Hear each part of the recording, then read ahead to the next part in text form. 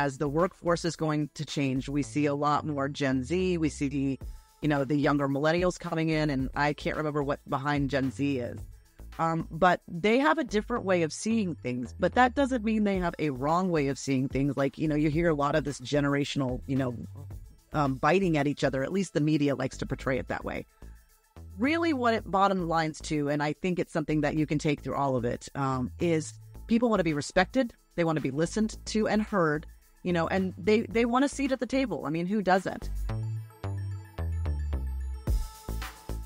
This episode is brought to you by Greenskies Analytics, an audit analytics service provider that works with internal audit departments that have data analysts and are still frustrated with trying to make analytics actually work, aren't getting the expected ROI, who can't break through the communication barrier between the analysts and the audit team, and those that need experienced direction for an audit analytics strategy and process. Those that feel like they've wasted time and money on trainings, aren't getting the value they want, not prioritizing the highest risk areas for the organizations, or have projects that seemingly never get completed. Do you deal with any of that? If you do, go to the show notes of this episode and click the Greenskies Analytics link, or go to greenskiesanalytics.com to schedule a call and understand how Greenskies Analytics makes analytics actually work for internal audit.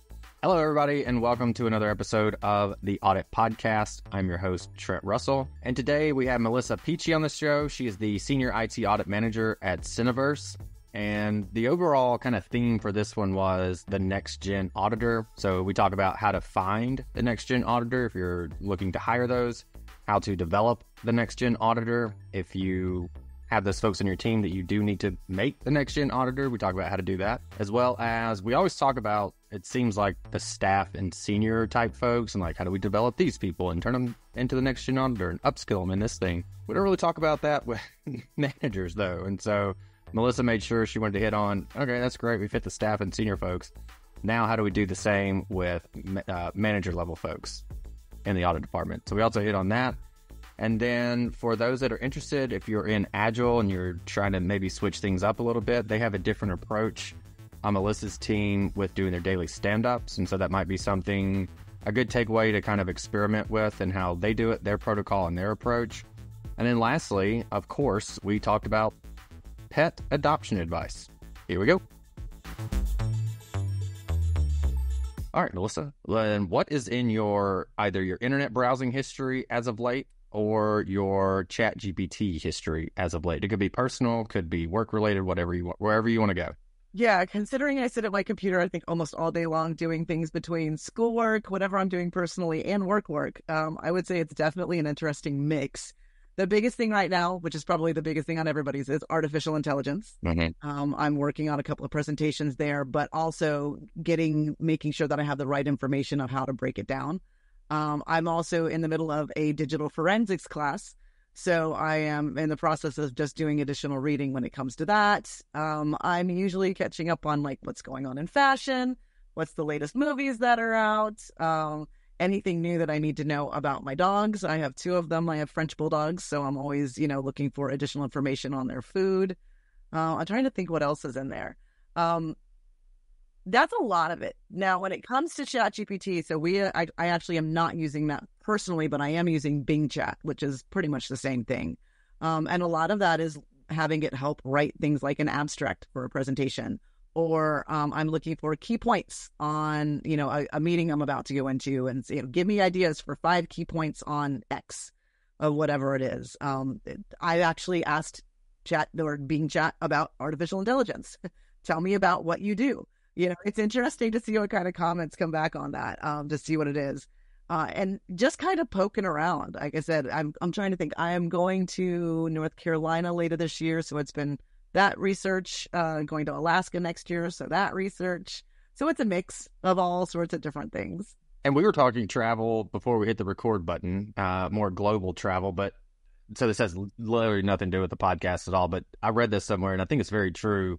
And we were talking about even, like, I like doing all the research on the history of where we're going. Yep. And like, hey, let's go look at this thing. And if, that brick were to fall out of place, then all of Western democracy would have never happened. Whatever, stuff like that. It was super interesting. But I've read that there is more almost enjoyment in planning the trip than there is on being on the trip. So I think that depends on the trip. So I am a planner. I am the person who 18 to 24 months out, I am starting to look at, where do we want to go? What are we going to do? Exactly how everything's going to line up. I actually start planning my wardrobe. Yeah. Is there anything I need to get? My mother and all my whole family is like, you and your plans. Like, I could probably be a professional itinerary planner because that's what I printed out. And the big thing is for me is like, everybody's like, oh, we can't be that hemmed in. I'm like, no. You start with a plan and know that it's going to at some point deviate. But being the oldest of 8 kids, if you left the house without a plan, good luck. What do you want to do? I don't know. What do you want to do? I don't know. What do you want to do? 3 hours later, you've done nothing. So at least with a plan, you always have something to go back to.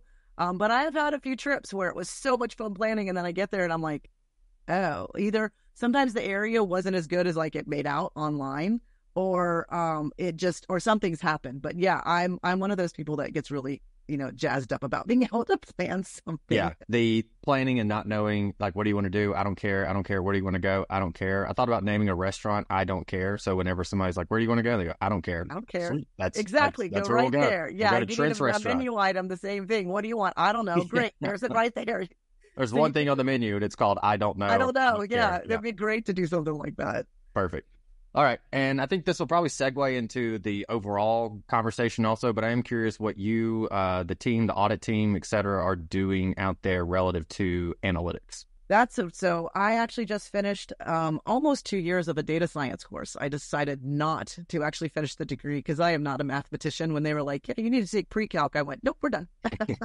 I was like, thanks. I got to pick up R. I got to pick up Python. I got to pick up a lot of things about data visualizations, and really, especially my VP and what we're trying to do in our team is to drive value-added content for our executive team and our board of directors. And so what we're looking at doing is adding those analytics in there. Instead of just saying we noted X, we're driving a lot more down into it and saying, okay, X out of a number of population, and we saw this skewing one direction or another, or what was our distribution on it. So really getting more analytical about how we present things so that when you have those visuals, it's got more impact and more punch. So there's a lot of things that we're trying with that. I'm usually the one that's the champion in the group to try new things, and I'm the one modeling it. And then once I do that, we roll it down to the more junior staff. But yeah, that we're bringing it in quite a bit because there's just too much value there to leave on the floor by not doing it. Okay.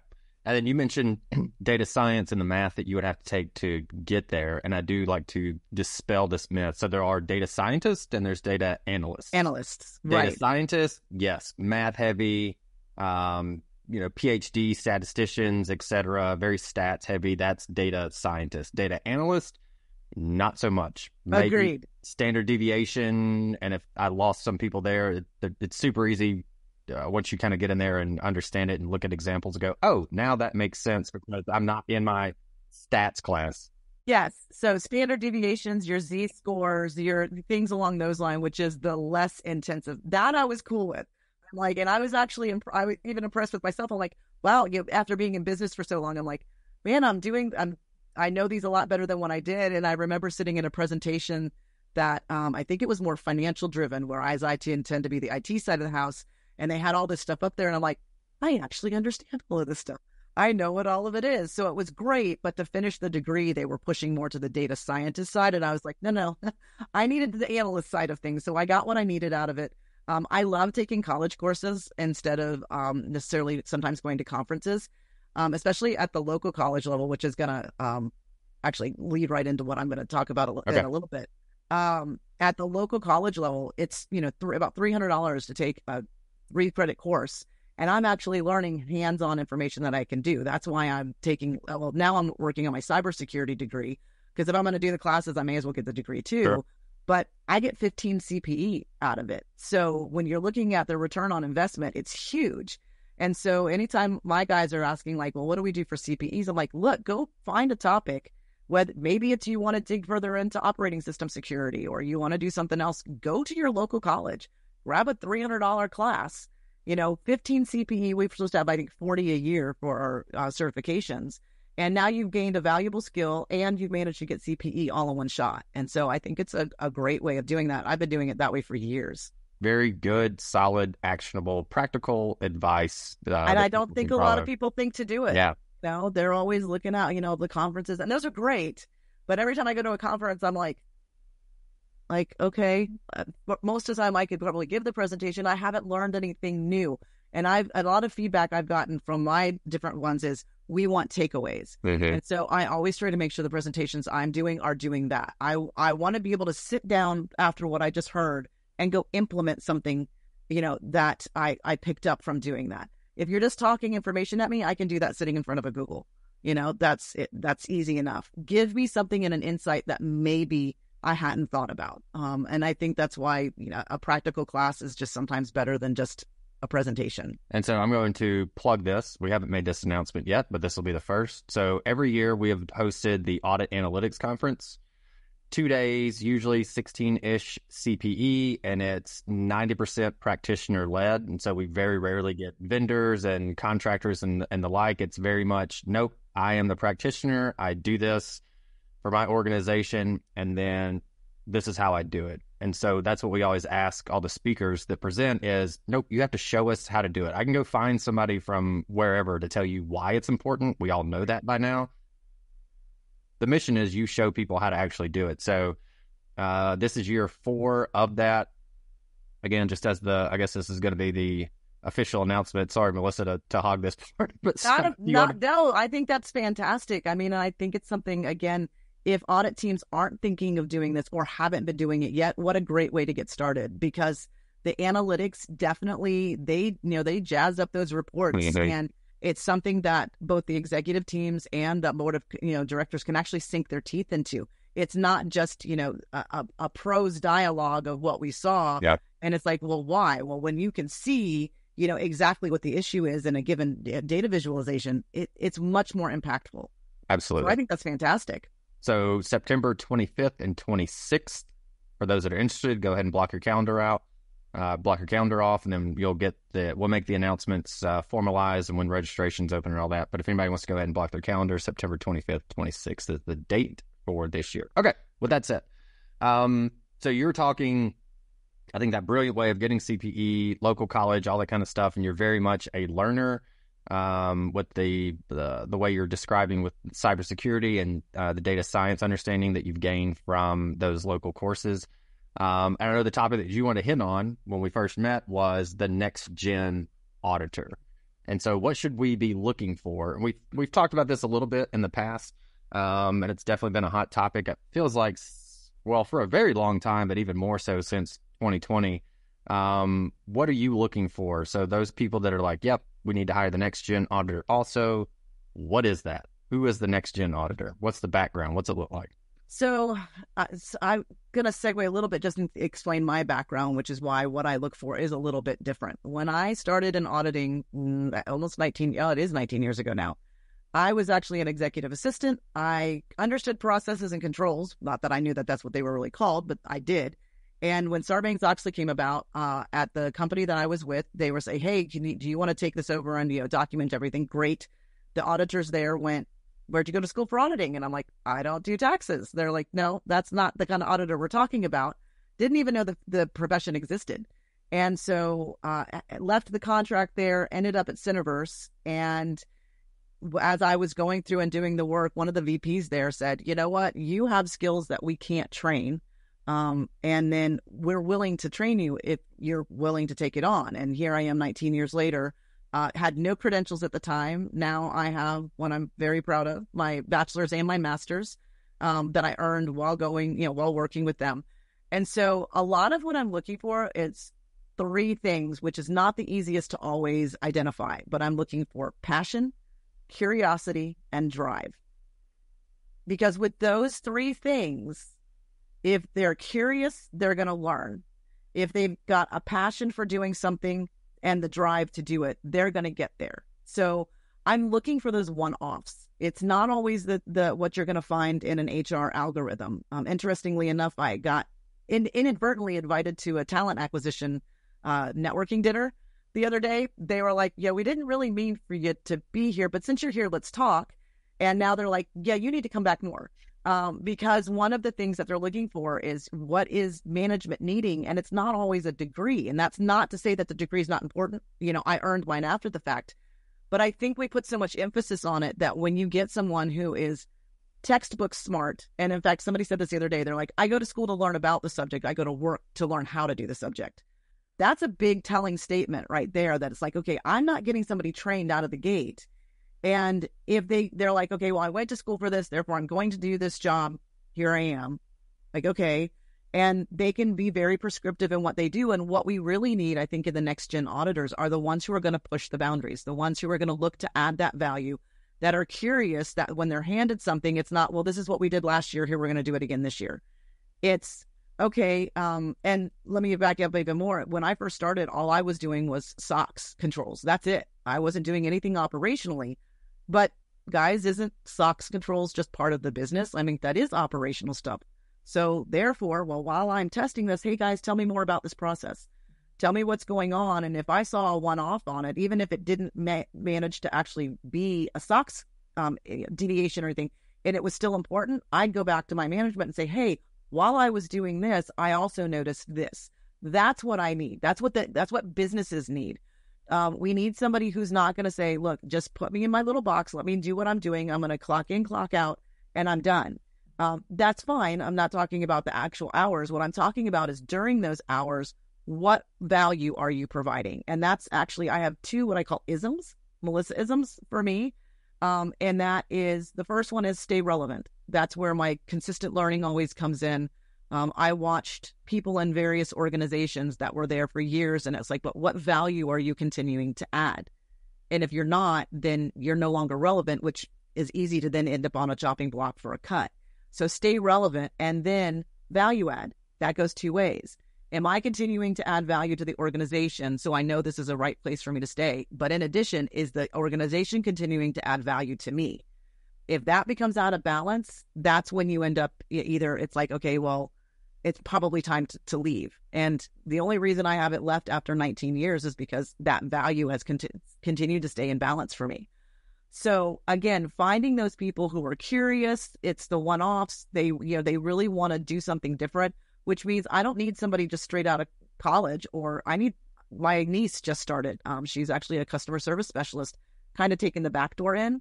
And it's like, look, I can learn all this stuff over here and then transfer it to what I'm doing later. Mm-hmm. I could have somebody who's like, you know what, let's say I've been a system admin for 25 years and I want to do something different. Great. You know the systems. I can teach you how to audit. Mm-hmm. So I think it's a matter of broadening what we're looking for as far as next gen. Next gen can mean a lot of different things. It could be an older person looking to, like I said, change their career up. It could be somebody young who's completely starting out. It's finding those three things is the key. And so I think what we were going to talk about next was how yeah, do we do that? That's my follow-up is passion, curiosity, drive. And curiosity is one that, as an analyst, that I look for, because if not, to be curious is to go figure out a new way to do something, try to make it better, see something in the data and go, well, that looks funny. Let me just go take a look at see what that is real quick. But then also having the discipline to not go down these huge rabbit holes all the time. You have to have the objective at the top. But right. So, and maybe we could break down these individually if that makes sense. But passion, curiosity, drive, how do you tease those out? If you were interviewing a candidate, how do you go passion? Yep, check, 10 out of 10. Drive, 8 out of 10. Curiosity, 6 out of 10, or so, whatever it is. I don't expect you to have a scale like that necessarily, but how do you determine that the folks that you're interviewing or considering have those skills? So I think a lot of it too is to break out of the typical questions that you would ask during an interview. You still want to ask, what was your last job? What are the things you did? But I also want to look at things like, I'll ask them things like, are you into music? Are you into entertainment? Anything like that? Because usually somebody who is curious, they're going to be I'm into a lot of different things. Or they'll be like, hey, I started, maybe I was looking at something at work and it sparked my interest. And so I did this. What kind of research do you do? Ask them when you're getting ready to audit something new or start something new. Do you do any research ahead of time? If they're like, no, I just pretty much deal with it when I get there. Well, you can tell that curiosity is not there. Curiosity drives people. And it can be on anything. I am a research nut. I think part of it is my dad instilled in me. It was like, if you didn't know something, go look it up. He wouldn't even discuss a topic with you unless you looked it up first. So I got so used to always looking things up that even if I'm sitting and watching a TV show or a movie and they say something about a topic or a word that I'm like, what is that? I'm immediately looking things up to be like, oh, okay. Don't know that I'll ever need that knowledge, but I want that. So I think there's a way to kind of suss that out of get that out of the personality. Typically, they're not always going to be, big personalities like I am. Some of them might be quieter. And it's a matter of asking, I think, more case specific. Like, give me an example of what you did when you were given, a specific control to test. How did you test that? And did you, find anything else coming out of that? The people that are curious and driven, they're going to share those details, I think. If they don't, then, when you're looking for an entry-level staff, that's a little bit harder. And that one is a little bit more trial and error because they haven't been out there yet. But again, that's where I think some of the HR approved personal questions can come in as far as that goes. Is just asking, what are their interests? And I think you can kind of get an idea when it comes to those things. All right. So between those three, let's say you're 2 out of the 3 and you're just crushing it, and you look at it and go, okay, I can maybe teach you X, Y, Z, or I can coach you on this. Like, how do we build those competencies for the staff that maybe don't have those? In hiring, it's one thing because you can kind of screen those to begin with. But if you're like, no, this is the team I've got and I need to develop these competencies, how are you able to do that? I think the first thing is to level set expectations that it is required to be able to continually learn. That if all they're doing is, phoning in their CPEs, they're grabbing those, free CPEs that you can get that are an hour long, the ones that people tend to put on the side and listen to while they're still working. If they're not actively growing themselves, that's one of those things that's a level set expectation of I expect to see that. If you're about to go into an audit, like I'm going to give you a week before we get started, I want to see what kind of research. Some of it is doing, I think, almost the same thing my dad did to me, which is, okay, hey, we're going to go do this. I want to see what you come to the table with. If they consistently come to the table and they're like, oh yeah, here's this one article, like eventually you're going to start to see that there's a performance issue there. And it's going to be a question of not so much, and let me back up. I don't like to be a boss. I always tell my guys, I want to be a mentor, a coach, a leader. I'd be a boss if I have to be, but really I'm here to help you guys be successful. So I'm going to do everything I can. But after a while, you can kind of start going, hey guys, is this really what you want to be doing? Like, I know, it's scary to think that, man, I don't really want to jump at a job. But if you don't really want to be here, then I'm not really getting what I need in this position. And so sometimes I think those conversations have to be had. And it's not that that person is lacking anything. It's just that maybe they're not in the right job fit. So I think that's the big thing, is being very transparent and honest with the team of these are the expectations. This is what I want to see. And people are either going to pick it up and run with it, or they're going to be like, maybe not. And again, that doesn't mean they're automatically out. Sometimes you want to repurpose what they're doing, or maybe they're great at doing just actually kicking work out and they perform consistently. They're just not the research person. Okay, well, now I'm going to work with each person individually to figure out what they do best, especially like you said, when you've been handed a team. I'm going to do everything I can to help them be successful and try to teach them. You'll know when it comes to a point when it's like, okay, maybe this just doesn't work at all. But I think it's a big puzzle piece. Or actually the analogy I'll use is back when I used to do theater. And, you'd have auditions because we're going to do a musical. Okay, well, I've got all these different parts that people need to play. And what you're trying to get in a cast is a balanced cast. If you get one person who's really amazing and everybody else is slightly below that, it's an imbalanced cast. So you're not always going to be casting the best person in the room. You're casting what's going to create the best ensemble. And that's really what you're doing even with your team, is you're looking at the best way to balance your ensemble of a cast who is your teammates. Okay. 2 questions. On the theater side, sing something. Oh, you would ask me that when I've had a sinus infection for like 3 days, not to mention, to warn you before you actually ask that, is that I am a belter. Okay. So let's see. What is a good one to... Oh, so this is a funny one. This is, it comes from a show called The Life, which is, funny enough, about prostitutes on Times Square in the 80s. but there's a great one called Use What You Got. And it's, when you're a hustler, there is one thing you should know. You have to hustle every day. When you're a hustler, there's no time to take it slow. Gather ye suckers while you may. So... First time we've had a song on the show, so breaking new ground here. Honestly, I didn't think you would do it. I thought you'd be like, no, I'm not going to do it. Yeah. It's one of those things. I've had a couple of people ask me that when they hear that, they're like, at some point we have to get you. And I'm like, so I kind of keep them keyed up in the back, like, what's one of the best ones? Yeah. Nice. And with this, I knew it had to be one of my lower register ones. Yeah, right. All right. I think you crushed it. Okay, back to the topic then. Yeah.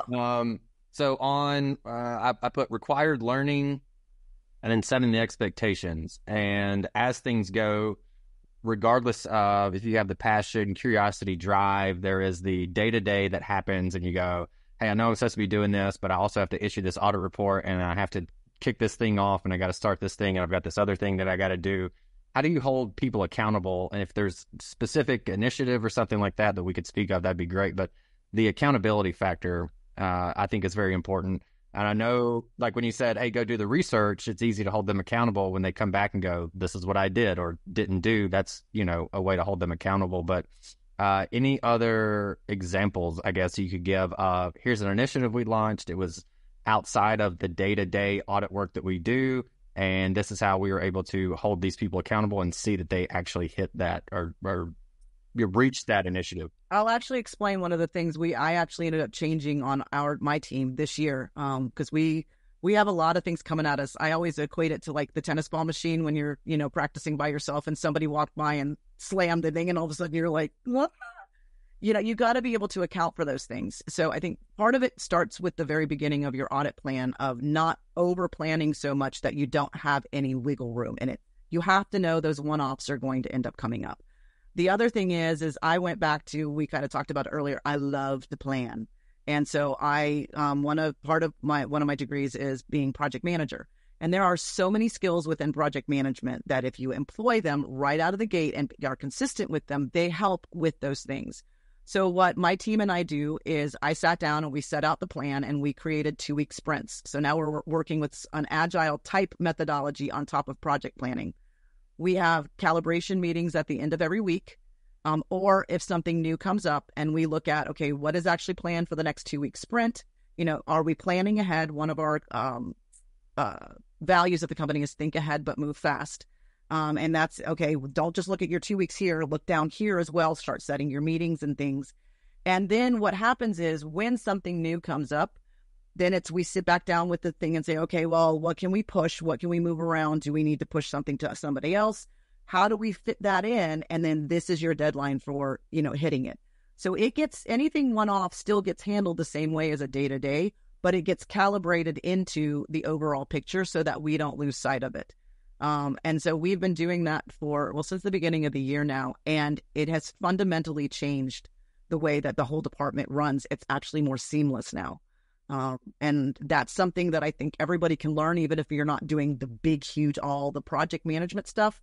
But I think the smaller sprints, the weekly calibrations, bi-weekly with our VP, that smooths that out and still holds people accountable because we look to see it completed at some point. Okay. And I think the 2-week sprint, there is plenty on the internet. If people aren't doing sprints, look into that. There's plenty of guidance on there, free stuff all over the place. Everybody has an opinion on it and the way they do it. And so pick and choose whatever works for you in that protocol. You should be fine. So I don't want you to necessarily speak to that. We've talked about agile sprints, previous episodes. The calibration, thanks. The calibration meeting is something a little different.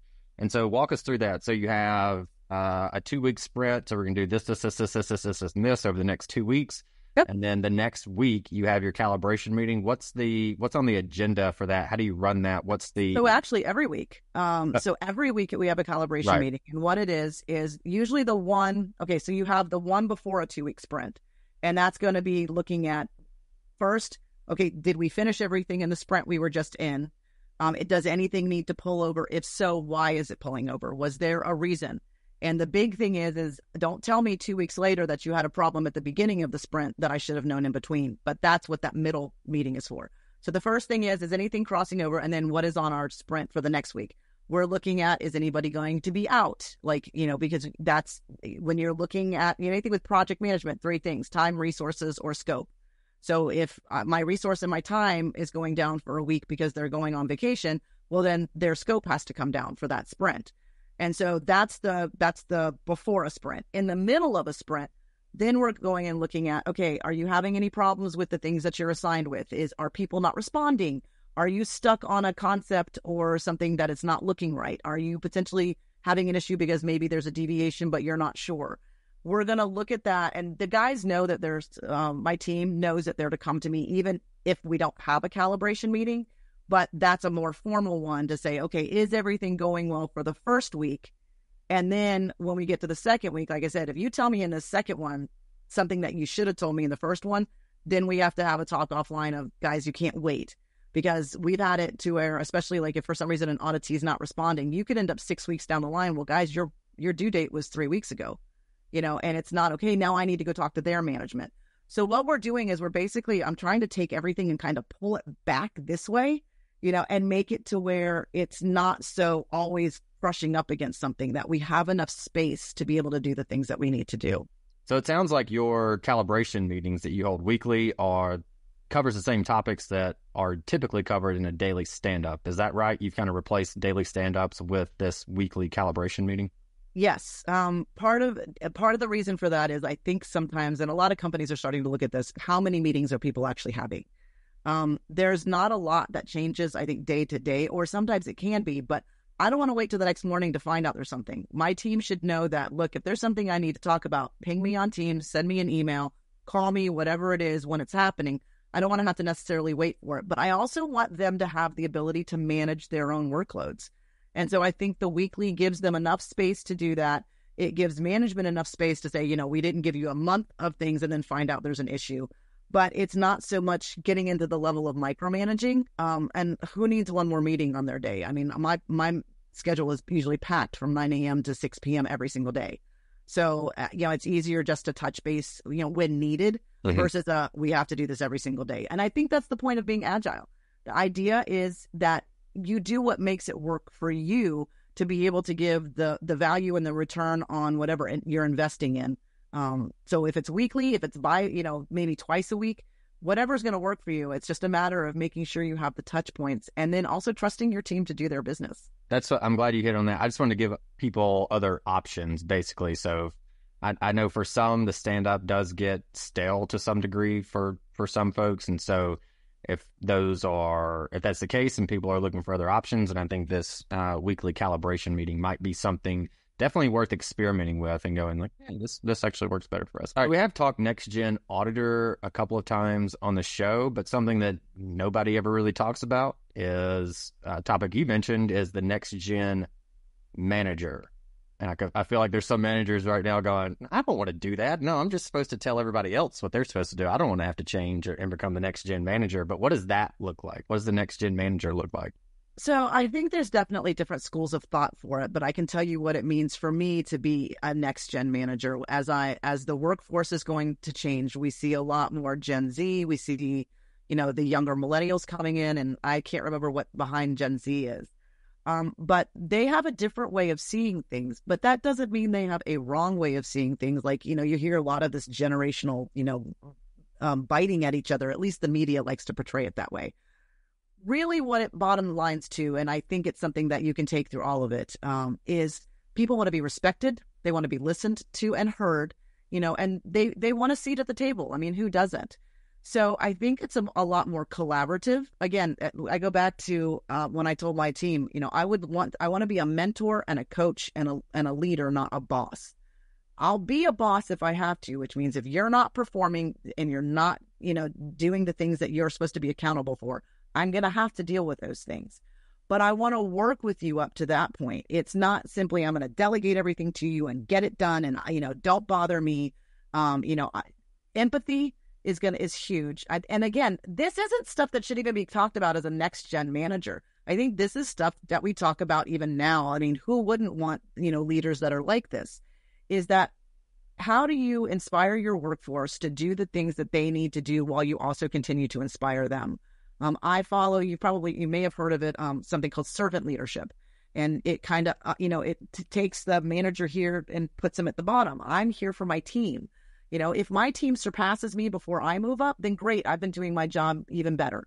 And I think it's one of those things that the more you do that, the more everybody's helping everybody becomes successful. So I think we need to see more of that mindset. I've always talked about it, if I'm thinking about you and you're thinking about you, well, then nobody's taking care of me. But if everybody's thinking about each other and doing what needs to be done, then everybody wins. And not everybody is, I think, necessarily used to doing things that way. It's certainly not what we've seen, throughout the years. And it's a shift. It's and we could get into the whole, but some want to work from home. Those are all the different things. And the companies overall will have to figure those things out. Having learned most of my job from sitting in a chair next to somebody in an office, I absolutely understand the value of being in person. However, I also understand the value of being able to have the work-life balance and not having to spend 3 hours in commuting.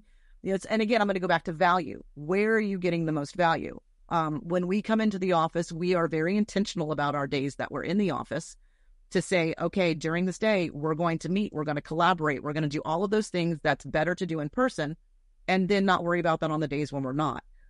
And I think it's a matter of just getting that clear and that guidance down. Be there for the people that are working for you, help them through the things that they need to help through. And then in return, they're usually going to do what you need to do to be successful as well. So I think it's a lot more people focused, oddly enough, as we, there's terms within the HR realm that I'm not a big fan of, but people is the focus of everything. I mean, go to the heart of anything of what makes something work, and it comes down to people. And the more a manager remembers that, the better and more successful I think their team will be. And these are all questions really that I was curious about, and I felt like maybe the audience was also, especially in hiring and retention is always a big deal for pretty much everybody right now. But with that said, I do want to kind of give you the floor. Is there anything else that you want to leave the audience with, or if there's a thread you want to pull on a little bit more, that's absolutely fine too. But I would say the floor is yours. Yeah, I think the big thing to remember is if everybody is pulling everybody else up, there's just so much more to be successful, with. There was this clip on the internet I saw, and it was a team, I think it was like 7 people, and they ran up to this board, and the first 4 got underneath, and then the 3 climbed up them, and then they pushed them up, and then they turned around and pulled them up, and you watch this whole team go over like no time flat. But nowhere in any of that was there that I'm not helping that one, or I'm going to go over here and no, I'm not. They all work together as a cohesive unit. So that's, I think, what we need just overall society-wise, in jobs and in life. That's what you need. You need that team who's going to push and pull when it's the right time to do that. And if we're all doing that, then everybody wins. And I know it sounds cliche, but it's a matter of you've got to kind of get out of the me mindset that I am not the focus, that, I'm here to help other people. I think that's the big thing. The more you do that, you're going to see a difference in how things work. Overall, I'm excited to keep expanding my career. I love doing things like this. So thank you for having me on as well. It's continuing to learn, continuing to pass that knowledge on. Hopefully it sparks somebody else. And in terms of that, actually, you guys can find me on LinkedIn. I am happy to I've done mentoring sessions. I've just done, hey, I have one thing I would love to pick your brain on. Do you mind if I set up a 30-minute call? Always happy to do that and give my time where I can. Because again, I don't want to just keep all of this. I learn a lot, and there's value in it for me, but there's so much more value if I get to share it. So I'm always happy to do that. And then Trent, I know we were talking about, you said some of your people have been asking about adopting pets. The only thing I will say about when it comes to animals in general, I have 2, like I said, I have 2 French bulldogs that I adore. But if you are somebody who travels a lot, make sure you have somebody who can keep an eye on them, because it becomes astronomical in the price. The cruise I am looking at going on next year, in order for my dogs to be watched in the way that I would want them to be watched, it's like $2,000. So it's almost the same price as a cruise. So you're doubling your vacation. The cost of them is the one thing. Make sure you do your research on the breed. I go back to research. I did 6 months of research before I thought I wanted the Frenchies, but I wasn't sure. So it was like, here's the different breeds I like. Here's the different things on their temperament. I did data analytics, and said, okay, what's all the different things? And then I went out and found the reputable breeders and, looked at, was rescue the right for me? I mean, I did all of this analysis before I got them. My girl will be 13 actually next month. So she's starting to push up there. And then my little man will be 10. I love them to pieces. I swear they eat better and get taken care of, better than I do. But just be aware of all of that before you decide to get one, because what you get back, I would never trade it in the world. But I don't think everybody's always, prepared for that. And the other thing I would say is, if you're not going to do pet insurance because it doesn't always pay out, start a savings account. Whatever you were going to pay for pet insurance, just put it in a savings account. If you never need it, great. You got a nice big savings account going. If you do need it, then it's there in case something happens. So that's what I'll say on the animal front. Next Gen Auditors, ways of changing up sprint planning and stand-ups, and then advice that I'm taking with, we don't do pet insurance, but we're definitely, the savings makes sense to put that away. So that is a takeaway, unexpected on my end, that I am definitely going to do. Hey everyone, thank you very much for listening to this episode of the Audit Podcast. Whatever platform you're listening on right now, I'm sure there's a subscribe button somewhere, so please hit the subscribe button there. If you're listening through iTunes or Spotify, feel free to go give us that 5-star rating. It only took me about 16 seconds to give myself a 5-star review, and it really helps to get future guests to come on the show, so we'd really appreciate that. Lastly, be sure to check out the show notes and follow us on all our social media channels, on Instagram, on LinkedIn, and on TikTok.